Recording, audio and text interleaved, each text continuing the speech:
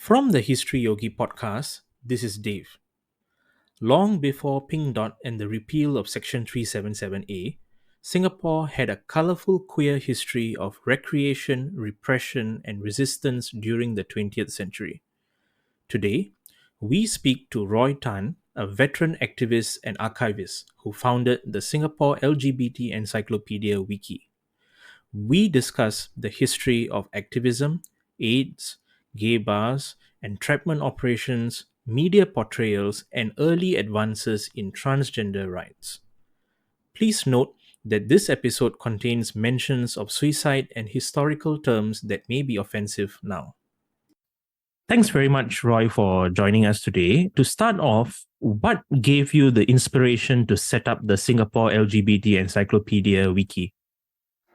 Well, I think it's very important for LGBT people in Singapore to document their history because in fact, I think almost 100% of the mainstream community is ignorant about the history of our community, and even our community itself does not know what really went on, and our history stretches back centuries.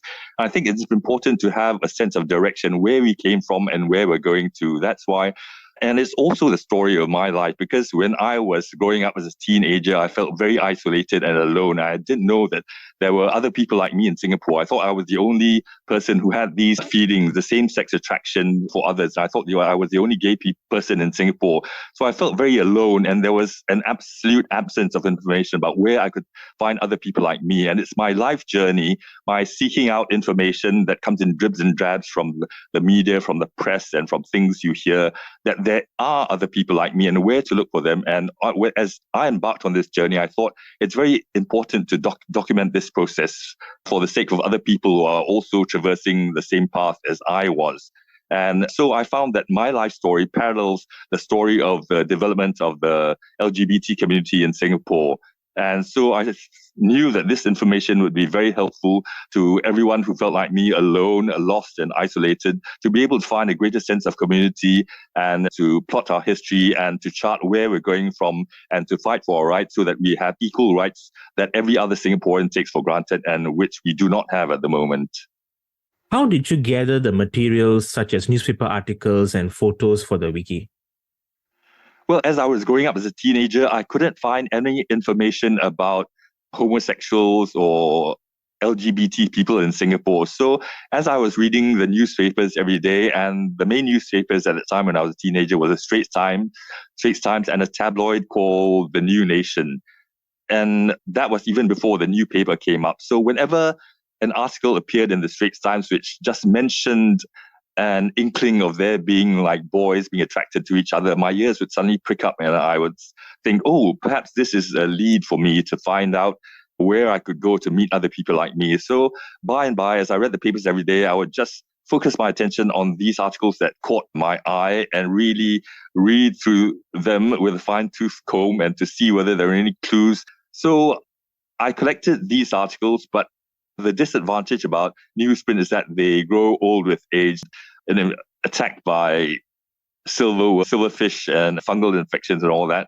So that was a big disadvantage to collecting and cutting out all these articles. And the development of the internet and digital technology was a great boost to my archival work, because these digital pieces of information could be compressed into a very tiny space and they would last indefinitely. But of course, the online articles after a certain time also have a certain reduced longevity in that when the website sponsors run out of money, they might just take down all the information. So I thought it was very important to preserve all this information on my own computer. But people are much more familiar with Pink Dot, which is a current movement. But your wiki also covers other aspects of Singapore's LGBT past, which are largely unknown to today's generation. Could you share more about this? Well, the history of the LGBT community in Singapore actually goes back centuries, because Singapore is a tiny spot in the Malaysian archipelago, and beyond our shores, there's the entire landmass of Indonesia and Malaysia. And the whole Austronesian region, which includes Southeast Asia, stretching across the Polynesian islands all the way to Hawaii, have a traditional culture of there being community of non-heteronormative gendered people which have a defined place in society. For example, the Matnyas of Malaysia and the Bisu of Indonesia and the Mahu of Hawaii and the Fa'afafine of the Polynesian islands, and in fact, almost every country in Southeast Asia. These countries have had a long tradition ever since the dawn of their civilizations of having a genderqueer community which had a defined place and which was respected in these countries because they were two-gendered. They had both female and male characteristics, and which was so different from the mainstream culture of purely male and purely female that they were seen as gifted in a way and were respected as in occupations like shamanism, and they had a defined place in the courts. So a lot of people don't know about this history because Singapore is a relatively young country. But if you research into the history of Indonesia and Malaysia and further beyond, you will find these cultures relatively well documented. So we have to look at ourselves in context of the larger Asian area to appreciate our history. Whereas Singapore's history mainly began with the arrival of the British. And at that time, there weren't any well-defined laws, and we were under the jurisdiction of the Sultan of Johor. It's only when the British started to impose the British laws to govern the colony that there was some semblance of a legal system and how they would manage homosexual relations between men. And it was in the 1860s that they imported the Indian Penal Code into the Straits Settlements, of which Singapore was a part, to govern the place. And there was a section 377 from the Indian Penal Code, which criminalized carnal intercourse against nature, which included both oral and anal sex. And that was gender non-specific because if you were either male or female, straight or gay, and if you engage in oral sex or anal sex with someone else, you would fall afoul of the law, and the punishment was up to 10 years or more in jail. I can't remember exactly the period. And it was only in 1938 that the Commissioner of Police, Rene Onret, did a survey, and he found that male prostitution, they call it male prostitution, but by today's standards, you would call it male to female transgender sex work. But they called it male prostitution at that time. He found that it was quite rife in the Singapore of those early years in the 1930s. And he felt that this vice should be stamped out to prevent local transgender sex workers from corrupting the morals of the British colonial masters. So he imported a law from Britain, which was called the Labouchere Amendment. And they called it Section 377A, which criminalized specifically sex acts between men, which did not amount to sexual intercourse. That is maybe mutual masturbation or petting, so that they could, in any case, if they could catch two men together without being able to prove with prima facie evidence that they were having anal intercourse, they could still be prosecuted in court. And this would help to stamp out transgender sex work, which they felt was corrupting the morals of the white colonial masters. So that was how Section 377A came into being, which is very discriminatory because it applied only to men and not to male-female intercourse. So that was the beginning of legalized homophobia in Singapore. So I think our legal history under the British started from that era. But by and large, the police would leave gay men who used to meet in public parks and public toilets in Singapore to have sex alone, because since they were having sex amongst themselves, they weren't really corrupting the morals of the British colonial masters. So these people were largely left alone until the arrival of HIV in Singapore in 1985.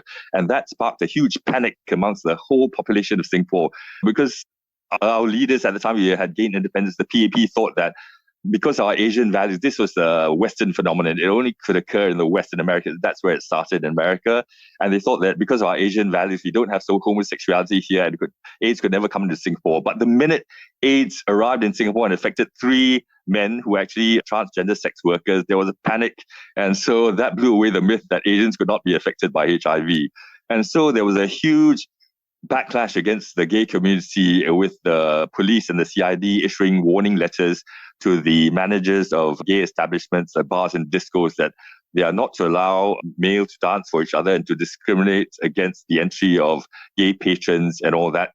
because at that time they didn't know the best way of handling the HIV epidemic. They thought that by stamping out gay activity completely in Singapore, they could stop the spread of HIV. So there was a huge clampdown on gay establishments, and the police would go out to gay cruising areas like Fort Road Beach, which is in Tanjong Rhu, and then trap the men there just to scare them by jailing some of them and even caning one of them. And it's rumored that one of them even committed suicide. And they thought by setting an example, gay men would be too scared to have sex, and that would stamp out the HIV epidemic. But that was obviously very ignorant, because as our doctors went overseas to learn how best to manage the HIV epidemic, they found that the best way was education and not by draconian measures like police entrapment and jailing and caning, all these things. And it was in this environment that the PLU started, People Like Us, which was Singapore's first pioneering LGBT advocacy group to form and to find out ways in which they could fight this oppression and fight and to get Section 377A repealed. So that was how it all started.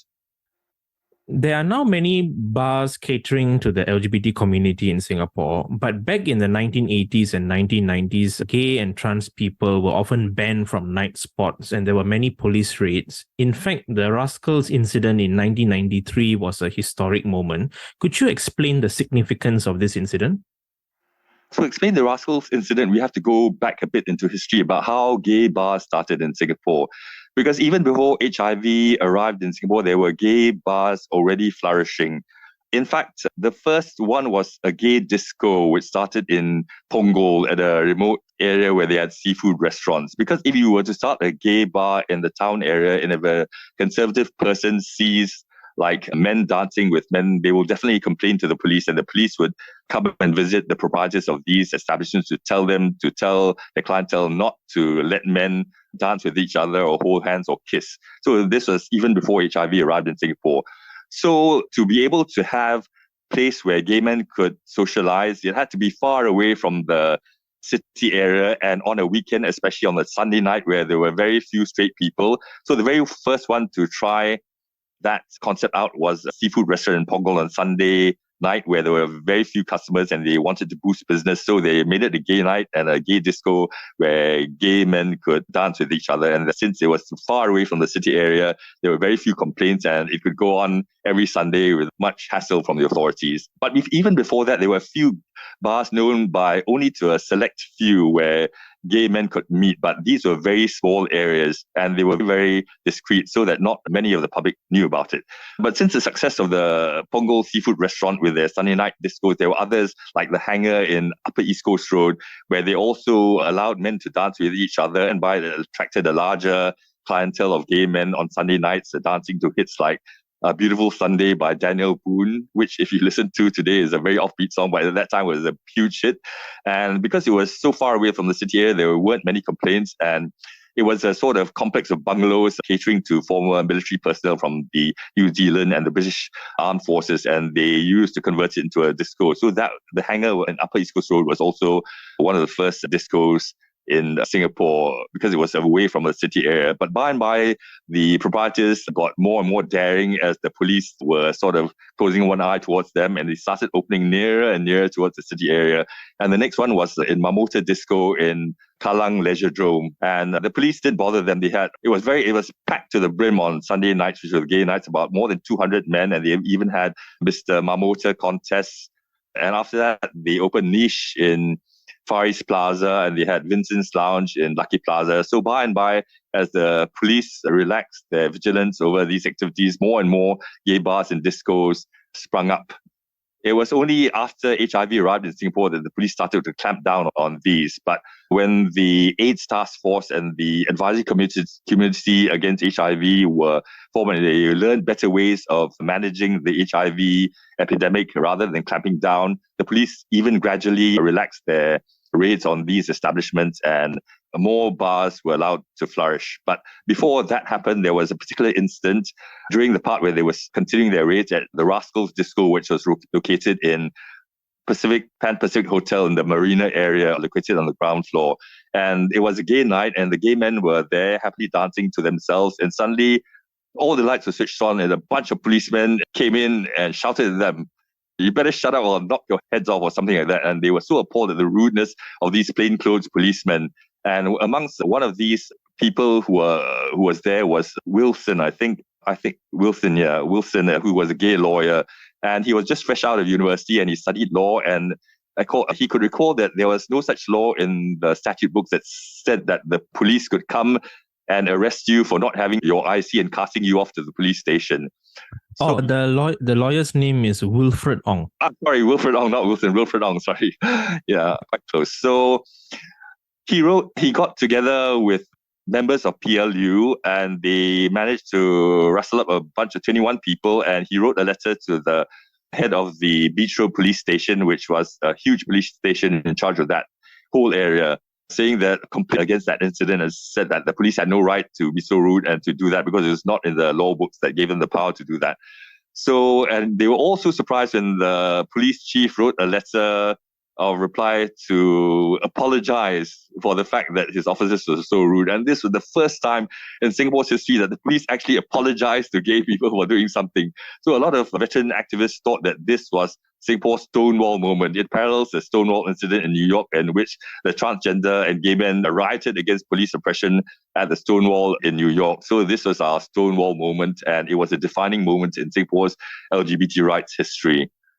So other people were there at Russell's as well that night. Prominent openly gay people like Otto Fong, who is an openly gay teacher and the first gay teacher to come out in Singapore, and Kan Chung King, who is a dentist and who was there that night as an AFA volunteer distributing pamphlets on HIV to the gay community there. So they were also witness to this incident, which was very appalling. It was the worst case of police oppression at a gay disco in Singapore. But the silver lining to it was that we actually got a police apology for this exercise, which they never ever gave, not even for their entrapment exercises at Fort Road Beach or for any other operation that they had before. So this was a huge victory and gave us a lot of inspiration on our fight towards equality.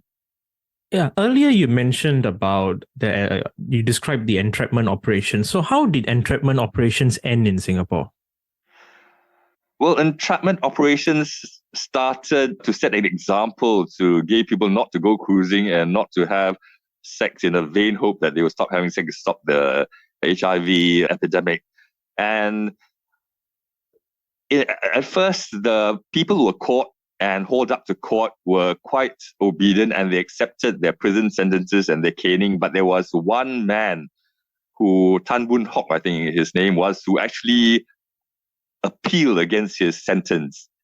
And amazingly enough, his appeal was successful, and the chief judge Ong Pang Hao, who is now deceased, gave a landmark judgment in which he said that if policeman acts in a very inviting way and acts in a way that invites a gay man to touch him without offering any resistance, this cannot be regarded as molestation.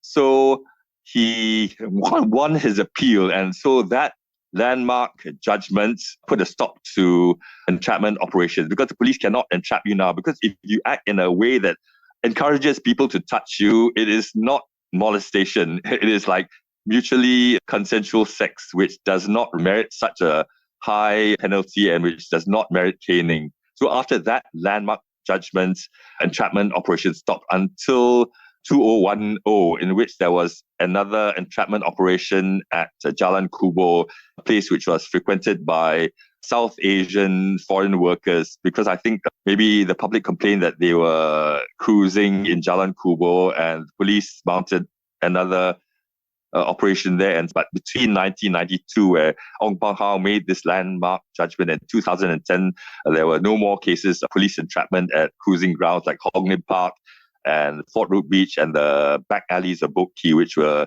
very cruisy areas during that period. So that was how entrapment stopped. Oh, I was just looking at the Tan Boon Hock, the appeal document. It seems that the case was in 1994. Oh, sorry, 1994, not 1992. So this was after the Russell's incident, which happened in May 30th, 1993. And there was also another incident on the eve of New Year 1994, which is 31st December 1993, in which Joseph Ng, during the performance called Brother Kane, pulled down his underwear and had a protest in which he whipped packs of tofu containing red ink to protest against the caning after entrapment of the people at Fort Road Beach. So I don't know how much of an influence these events had on Ong Pang Hao's judgment, but certainly after the judgment in 1994, it stopped. So maybe these acts of resistance did play a part, but nobody knows for sure because no one can tell what went on in the judge's mind. Or maybe it was just a matter of law and fairness that the judge made this judgment. So it was fortunate for us that entrapment stopped after that. And also at that time, our medical fraternity was more enlightened about how better to cope with the HIV epidemic, that is by education rather than by these draconian measures. One can't discuss LGBT history without mentioning the AIDS epidemic, and you've briefly discussed that earlier. Could you share what your archival collection contains about the history of AIDS in Singapore? Oh, we were very fortunate in that all the local newspapers went online and became searchable roughly in the early to mid 2010s. So I could go back and type HIV and search for all the articles that appeared about HIV, starting from the time it first arrived in Singapore in 1985 all the way to the present moment. And the early years were very important. The time from 1985 to 1990, the first 5 years of HIV and AIDS infection in Singapore. This was a time where there was a lot of oppression against the LGBT community, and I've archived every single article on my wiki, and you can read it. It's very detailed. So it started when there was an Indian dermatologist called K.V. Ratnam who was doing research on HIV in Singapore, and all his colleagues were laughing at him before AIDS arrived in Singapore. They're saying, why are you doing research on a disease which is not present in Singapore and which will not ever likely come to Singapore? So he had the last laugh when he himself discovered 3 transgender workers who were infected with the HIV virus, and he became very famous after that. And he was promoted for his work on HIV. So it started from there, and after that, there was a widespread panic in the public against HIV, and the medical community instituted laboratory tests to screen people for HIV infection and our blood transfusion supply so that it wouldn't spread to the recipients of blood donations. And after that, after the arrival of the first HIV infection, the second one was the documentation of the first patient to develop full-blown AIDS. That is all the symptoms of AIDS, because when you have HIV, you may be asymptomatic, but when you develop the syndrome of AIDS, you have all the opportunistic infections, Kaposi's sarcoma, lymphadenopathy, and all the constellation of symptoms that comes with AIDS, full-blown AIDS. And the next milestone was the death of the first Singaporean patient from AIDS, which, and amazingly, he turned out to be a straight seaman who caught the infection overseas. So these were the initial milestones. After that, the newspaper articles documented all the steps taken by the Ministry of Health and by hotels in Singapore and the insurance companies about how they were going to incorporate questions about HIV past and risk factors in there before they were going to sell insurance, and how the schools coped with HIV, and how the cruising areas were being clamped down, and how people like Iris Verghese were so compassionate, and which when everyone else was shunning HIV patients, she would go and talk to them and care for them and touch them and hug them and all that. So there were these stories about bravery. So all these things were documented in the local newspapers about the ongoing HIV epidemic. And I've documented the first 5 years pretty well. I think it's always a work in progress and never ending, because the story of HIV is still ongoing until we completely eradicate it from Singapore. Also, the building up of Action for AIDS, in which a bunch of gay doctors headed by Dr. Roy Chan, who was formerly the head of the National Skin Center next to Tan Tock Seng Hospital, he and a bunch of friends got together to say they must do something about educating the gay community against HIV and to write against discrimination against the community. And they formed Action for AIDS, which used to distribute pamphlets at gay bars and gay parties and to write to the press to counter discrimination. And so the setting up of Action for AIDS was another milestone in the HIV/AIDS story in Singapore in the first 5 years. So, from your wiki's records and your own memories, what was LGBT activism in Singapore like before Pink Dot? Well, it started before HIV came to Singapore. There was very little police oppression against our community. So there was very little reason to have any LGBT activism of any sort. It was only after HIV arrived and the police started to clamp down and oppress us that there was a reason to form an LGBT advocacy group to fight for our rights. And as I mentioned earlier, it was this background of oppression that caused a group of like-minded people. The founder of PLU was Joseph Low, and now nobody knows who Joseph Low is because he's faded into obscurity and he let Alex Au take over the reins of PLU. And everyone knows Alex Au because he was one of the most famous bloggers in Singapore, because he's not, apart from discussing LGBT issues, he's also a very intelligent commentator of the social political environment. So Alex Au is very famous and he made a lot of public speeches, and so he was the motive force between PLU, and he led most of the sessions. And PLU initially met in members' houses, but after a while, it attracted more and more members, and they could not fit into any PLU members' house anymore. So they started to rent a room at the substation to meet. And these meetings became bigger and bigger, and it attracted the attention of the CID. The LGBT community was viewed with the great suspicion by the police, and they probably had undercover policemen at every meeting. And the new paper was threatening to do an expose of meetings so that the general public could know what these gay people were up to. But they managed to avoid having a new paper expose. And Alex knew that they couldn't contain their meetings anymore. It was going to be general knowledge soon. So he said, why not go all the way and apply to register PLU as a society?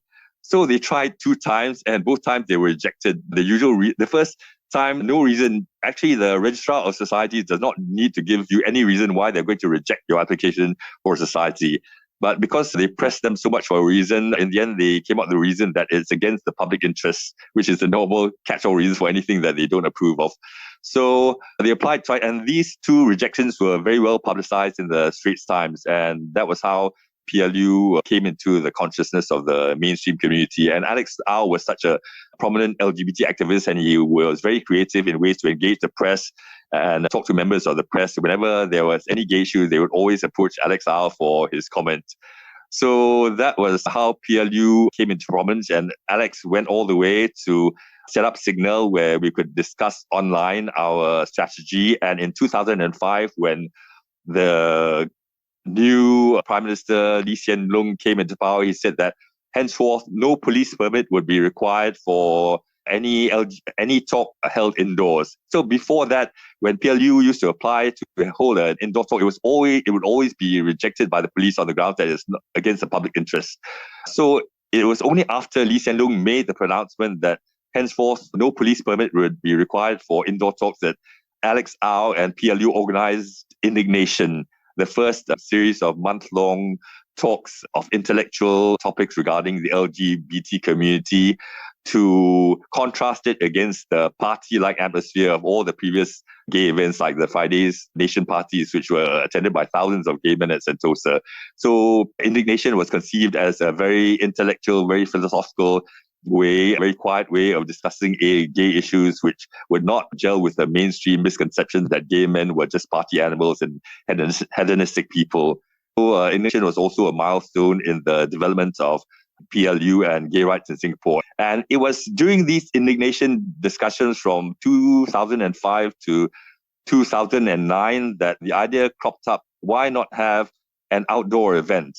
And so the first precursor to Pink Dot started during Indignation, where Miak Siu, who was Singapore's first openly gay pastor, organized the Pink Picnic. So they applied for a police permit to hold a pink picnic at Botanic Gardens, but the police rejected it. So the organizers said, okay, since we have been rejected for this official event, we'll make it a non-official event where we won't advertise, and it's up to you whether you want to come out dressed in pink, and you can come at your own time and own target without it being an official event. And that's what happened. So that's how the Pink Picnic began. And the Pink Picnic was the precursor to Pink Dot. It gave one of the members of Signal the inspiration to suggest to me to hold Singapore's first pink event at Hong Lim Park after the government allowed protests at Hong Lim Park. So the Pink Picnic was a precursor, and they also had a Pink Run, which was another first outdoor event of people dressed in pink. So the Pink Picnic and the Pink Run you could consider were the precursors of Pink Dot. And that was how Pink Dot was born in 2009. And much of the archival collection that you have is newspapers. Could you just share with us your impression of what media coverage of LGBT issues were like in the past? Well, in the past, all the coverage of LGBT issues were made by the mainstream media and almost all by straight reporters who did not have any understanding of LGBT issues. So the words that they used are very derogatory to people from our community, and they use the words like sodomy and prostitution, which is regarded as a non-politically correct term nowadays. And nowadays, the proper term is transgender sex workers. But in those days, they would call them male prostitutes, which is quite derogatory because the word prostitute itself has very negative connotations. So all these reports were very demeaning of our community. And it was only in 1972 when Betty Koo and her team published the first expose in the New Nation, that there was actually a gay community in Singapore, that the whole of Singapore's consciousness towards the existence of a community here lit up. And it was from there that people understood LGBT issues more clearly. And even in that expose in which they spent months doing research about the LGBT community, they made the mistake of lumping homosexuals and transgender people together. In fact, they had three classes of homosexuals. So the first class was homosexuals who were masculine and who did not cross-dress. And the second class was homosexuals who were effeminate and who did not cross-dress. And the third was homosexuals who were effeminate and cross-dressed. So you can see that there's a confusion between what was transgender and what was homosexual. So when reading the early articles about our community, we have no idea as to what was homosexual and what was transgender, because when they say male prostitution, you don't know whether it's either a rent boy who dressed in male clothes and was relatively straight acting, and what was male to female transgender, which was outwardly masculine and outwardly feminine and who dressed in female clothes. So it's up to us to guess which of the categories they belong to. And even as far as 2009, when I registered to hold Singapore's first Pride Parade in Hong Lim Park, the reporter quoted me as being Roy Tan, a self-confessed homosexual or something meaning self-confessed, meaning I'm a self-confessed murderer, this sort of negative connotation. So whenever we read articles in the mainstream media, it's always quite demeaning of our community. But by and by, as we educate the mainstream community about transgender issues and the proper terms with which to describe the various subsections, the tone gets modified and more sympathetic towards the way we actually feel and is more accurate generally. So the progress of education, either with my wiki or the public efforts of Action for AIDS or PLU or Pink Dot, these have helped educate the mainstream community about the issues pertaining to us and be more sympathetic and accurate in describing stories about our history and our culture. So, how were LGBT characters portrayed in television media in Singapore's history? Well, the first time LGBT people were portrayed on television, that is gay men, was after HIV arrived in Singapore. So that is very unfortunate, because the first video that appeared was actually showing how a gay man was cruising and didn't find fulfillment in life. And he went to the church and he got converted into a straight man, and he married a woman and they had a daughter, and he became happy after that. So that was encouraging gay men to become straight, which is also part of the AIDS Task Force initial strategy to get gay men to convert to straight people to stem the spread of HIV in Singapore. So it's unfortunate that the first depiction of gay men in Singapore happened after HIV arrived in Singapore. If it happened before that, it may have been more sympathetic, but as happens, it only appeared after HIV arrived in Singapore.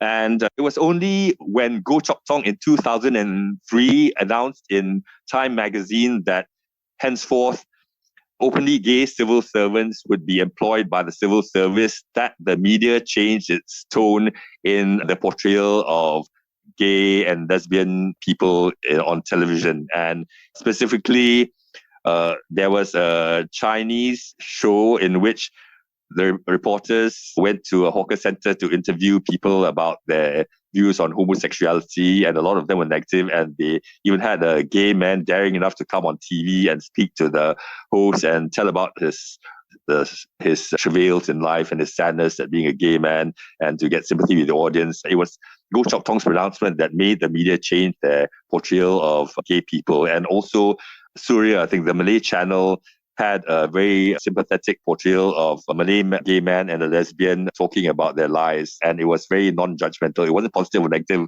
but the fact that it was non-judgmental already was a huge leap. So after Goh Chok Tong made that pronouncement, the portrayal slowly changed. But before that, I think in 1991, there was also another very derogatory portrayal by the Channel 8 Chinese channel about a gay man being a predator of Li Nansing, who was a straight man, and sort of stereotyping gay men as sexual predators and very lascivious people.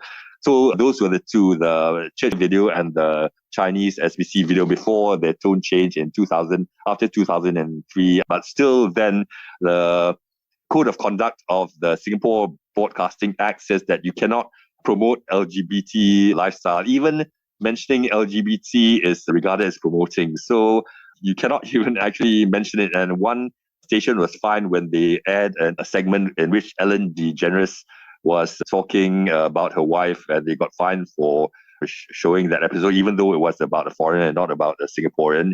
And there was another program about two gay people setting up house, another program. I think they were also fined for that.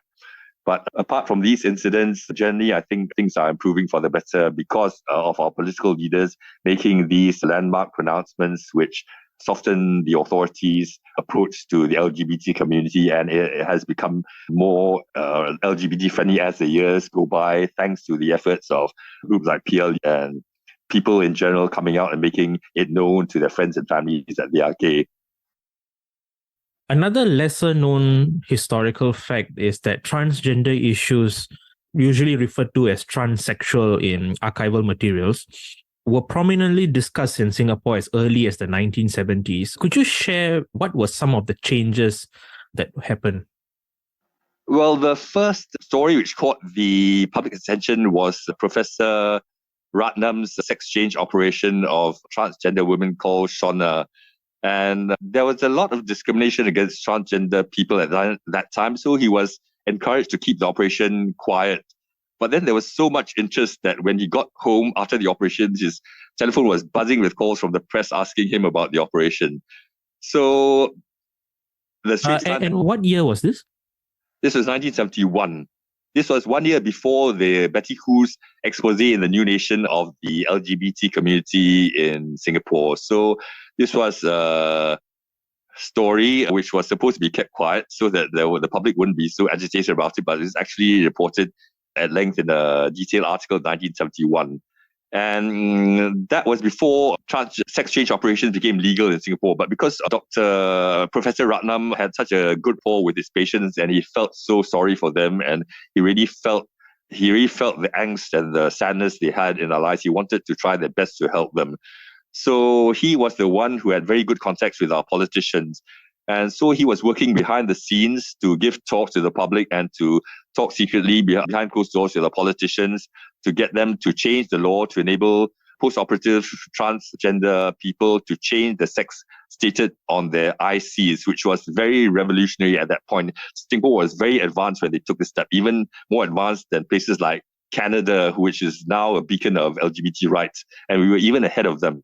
After that, support for sex change operations waned towards the 2000s. I witnessed Prof. Ratnam doing a sex change operation itself when I was a medical student. So I knew what was going on at that time. And Prof. Ratnam became more skilled, and he even attempted female to male sex change operation, which is much more complicated and a multi-stage process. And they managed to put it off, and successfully he lobbied the government so much so that they instituted a policy change at the IC registration office and the registry of marriages, in which if they had a post-operative transgender person who wanted to marry a person of the opposite sex, they would allow the marriage to go through because they would just look on the gender or sex stated on the IC. If the post-operative transgender patient changed from female to male, then he can marry a person whose IC states that that person was a female. So it's okay, male and female.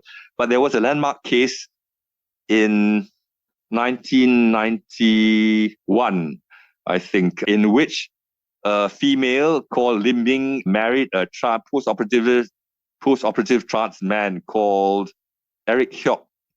And she only found out that he was transgender on their wedding night when they attempted to have sex and he did not have a penis. So she went to the courts to try to annul their marriage, saying that, you please annul my marriage because I cannot get married to someone who's not a man. So the judge approved of her case and annulled their marriage.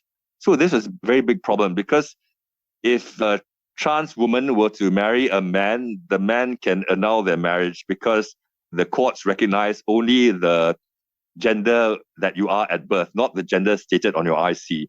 So to circumvent this problem, Parliament introduced an amendment to the Women's Charter that allowed someone whose IC states that he was a man or a woman to marry someone of the opposite sex, regardless of the gender at birth. So there was this milestone change in the Women's Charter that allowed transgender people to get married legally without their marriage being nullified by the courts. So those were the main issues in transgender. Of course, there were other minor developments like the closure of Bugis Street because the Urban Redevelopment Authority wanted to gentrify Bugis Street and make it an upmarket, a shopping center. So all the trans women sex workers were chased out of Bugis Street and they had to go to Geylang and Orchard Road so that Bugis Street could be developed. That was a huge milestone in the history of the transgender community. And there was the appearance of the first transgender character in a local SBC movie as well. That was another development. And there were also transgender models that appeared in Her World magazine. And the most famous transgender model was Amy Tashiana, who is often called Singapore's first and last transgender supermodel. So by and by, people, apart from getting to know transgender women as sex workers at Bugis Street, came to accept their other positions in society as well. So that was another step towards education of the general public towards transgender people. But obviously, even today, there remains immense discrimination against transgender people in terms of employment and hiring and the use of toilets, and education is in schools, etc. So it's an ongoing public education exercise. Why do you think it's important that Singaporeans know the LGBT history of our country? Well, it's important that LGBT history be well documented because we are a relatively invisible community. Nobody knows exactly how many LGBT people in Singapore. So we are invisible. Nobody knows how many we are. And if you ask certain people, they may even tell you there are no LGBT people in Singapore, just like the principal of my school saying that there are no gay students in my school. So I thought that was laughable because there I was a gay student. I knew several of my friends were gay. And because we are invisible, we have no way of fighting for our rights. And you'll have straight people saying that LGBT culture is not part of Asian value. It is an import from Western culture. And that's why it's important to have our history, to know that we have several hundred years of LGBT history in which our community has a well-defined and respected and accepted place in this region of the world, and to make sure that the straight community and our community itself knows it, to lessen their sense of shame and to help them to come out and be more visible. That's the only way we can stand up for ourselves and fight for our rights, because we are discriminated in so many aspects of life. And I'm so thankful that we got rid of 377A, because that was a magnet for discrimination. And since we got rid of that, we are now free to dismantle other aspects of discrimination which govern a lot of areas of our lives. So that is why the documentation of LGBT history is so important.